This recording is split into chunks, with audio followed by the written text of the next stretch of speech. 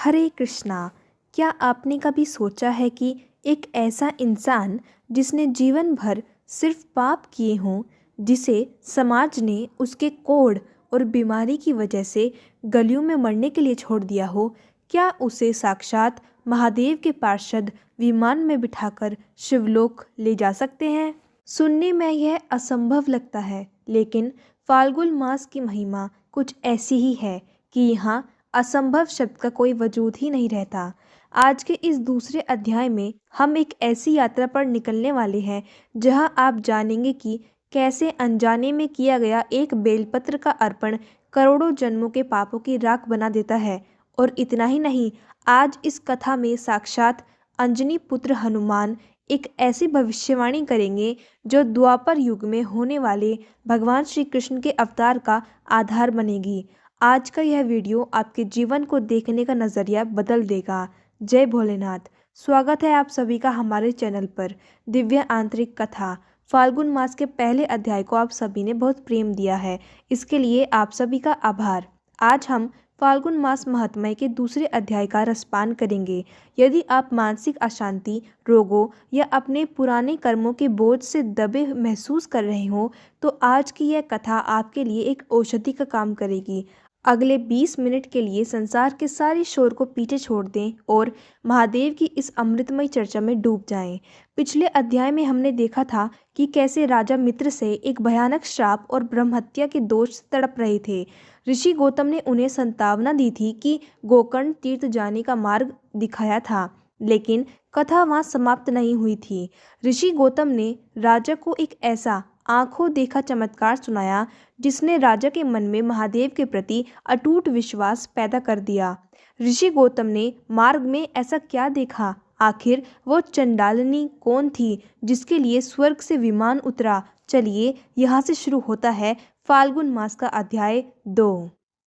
गौतम ऋषि राजा मित्रसेन से कहते हैं, राजन, जब मैं गोकर्ण तीर्थ की यात्रा पूरी कर लौट रहा था, तब मार्ग में दोपहर के समय मुझे एक स्वच्छ सरोवर दिखाई दिया। थकान मिटाने के लिए मैं एक घने बरगद के पेड़ के नीचे विश्राम करने बैठा। तभी मेरी दृष्टि थोड़ी दूर पड़ी एक ऐसी स्त्री पर गई जिसे देखकर मेरा हृदय कांप उठा। वह एक बूढ़ी चंडालिनी थी जो अंधी थी, दुबली पतली थी और भूख प्यास से तड़प रही थी। उसका पूरा शरीर कोढ़ की बीमारी से जल चुका था। उसके शरीर के घावों में कीड़े पड़ चुके थे और वह रक्त से सने हुए फटे कपड़ों में लिपटी अपनी अंतिम सांसें गिन रही थी। उसकी हालत इतनी भयावह थी कि कोई उसके पास जाने का भी साहस नहीं कर सकता था। गौतम आगे बताते हैं, राजन, मैं उस स्त्री की मृत्यु की प्रतीक्षा ही कर रहा था कि अचानक आकाश मार्ग से एक अद्भुत चमकता हुआ दिव्य विमान उतरा।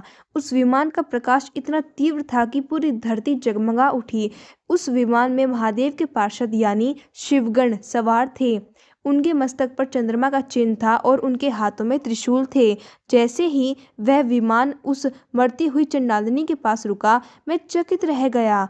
मैंने शिवगणों को प्रणाम किया और उनसे पूछा, हे देवदूतों, आप महादेव के सेवक हो, लेकिन आप इस अपवित्र, पापिनी और अशुद्ध स्त्री को लेने यहाँ क्यों आए हैं? इसने तो कभी भगवान का नाम भी नहीं लिया। आखिर इस पर महादेव की यह कृपा क्यों? तब शिवजी के दूतों ने बड़े प्रेम से उत्तर दिया, हे मुनि श्रेष्ठ, आप जिसे केवल एक बीमार चंडालिनी देख रहे हैं, इसके पिछले जन्मों के पाप अत्यंत भयंकर हैं। पूर्व जन्म में यह स्त्री मदिरापान में डूबी रहती थी, जिसके कारण इस जन्म में यह अंधी हुई। इसने जानबूझकर एक गौ बछड़ी को मार कर खाया था, जिसकी सजा के तौर पर इसे यह नीच कुल और कोढ़ की बीमारी मिली। इसने जीवन भर सदाचार का मार्ग त्याग कर केवल व्यभिचार और अधर्म को अपनाया। यहाँ तक कि इसने एक ब्राह्मण के घर में चोरी की और साधुओं का अपमान किया। इसके इतने पाप है कि इसे हजारों साल नरक की आग में जलना था। ऋषि गौतम ने चौंक कर पूछा, अगर यह इतनी बड़ी पापिनी है तो फिर आप इसे शिवलोक क्यों ले जा रहे हो?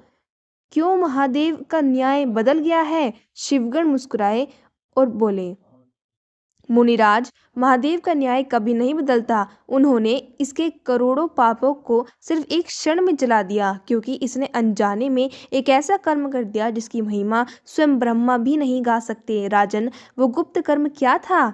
आखिर उस पापिनी ने ऐसी कौन सी पूजा कर दी जिसने उसे नरक से उठाकर सीधे शिवलोक के सिंहासन पर बिठा दिया? यही इस अध्याय का सबसे बड़ा रहस्य है।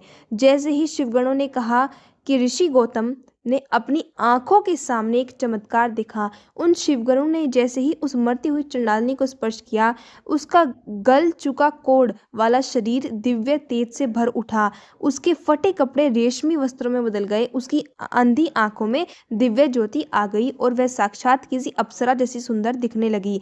उसके शरीर से ऐसी सुगंध आने लगी जिसने पूरे वन को महका दिया।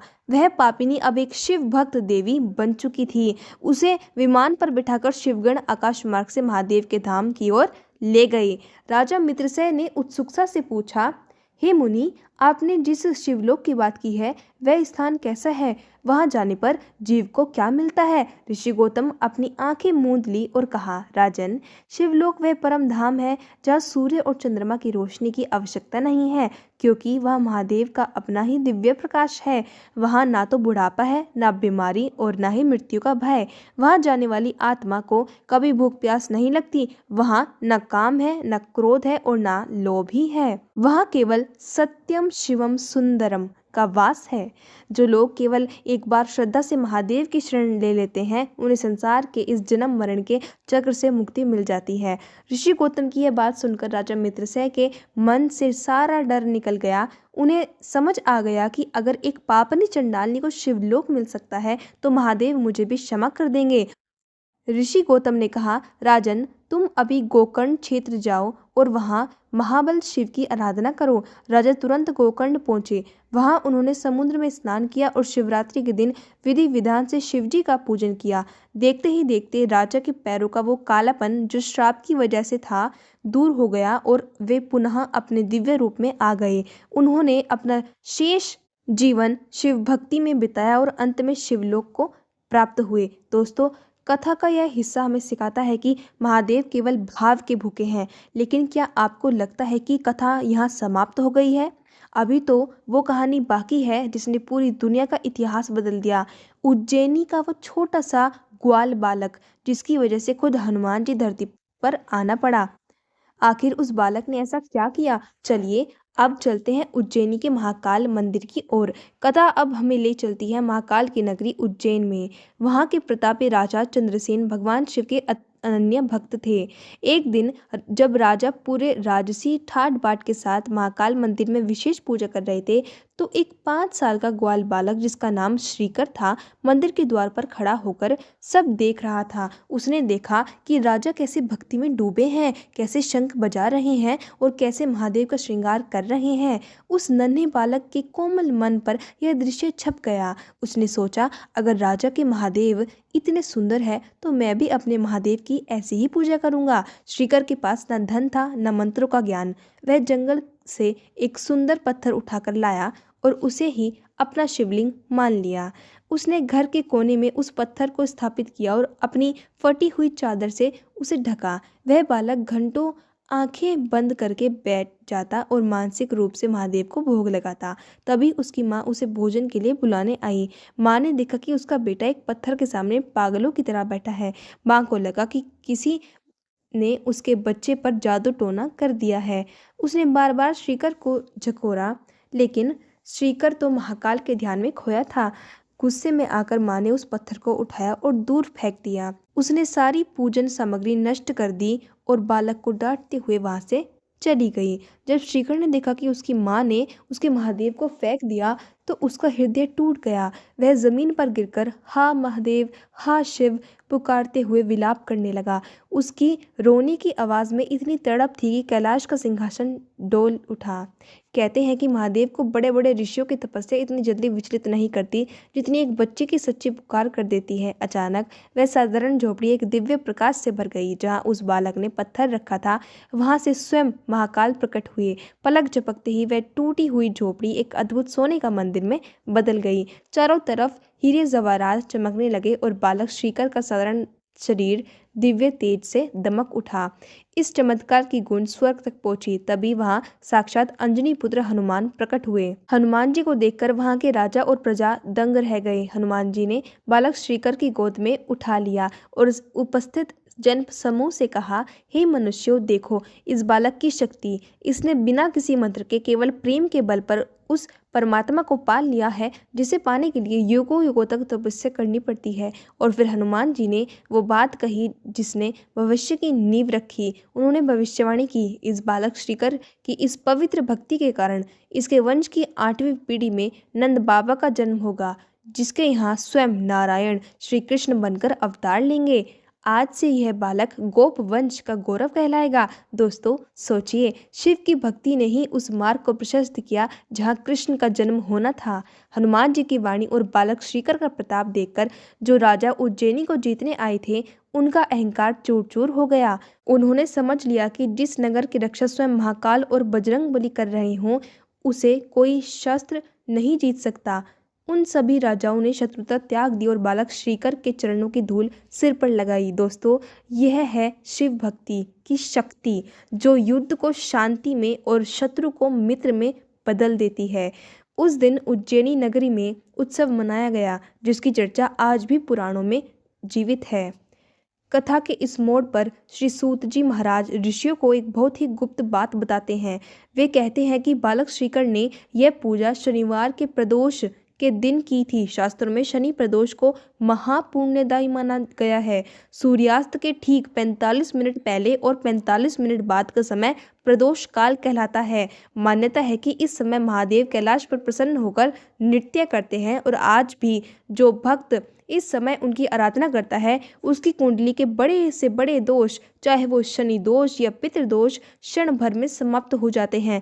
फाल्गुन मास में पड़ने वाला प्रदोष तो साक्षात मोक्ष का द्वार है। सूत जी आके कहते हैं, राजन, वह नेत्र धन्य है जो महादेव के दर्शन करता है, वह मस्तक धन्य है जो शिव के चरणों में झुकता है, और वह हाथ धन्य है जो दूसरों की सेवा और शिव की पूजा में लगा रहता है।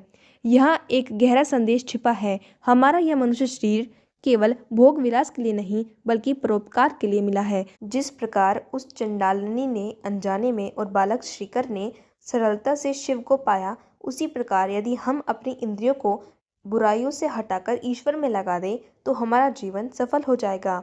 फाल्गुन मास का यह दूसरा अध्याय हमें सिखाता है कि भगवान को पाने के लिए पंडिताई नहीं, पवित्रता चाहिए। अगर आपके मन में किसी जीव के प्रति दया है, तो समझ लीजिए महादेव आप पर प्रसन्न है।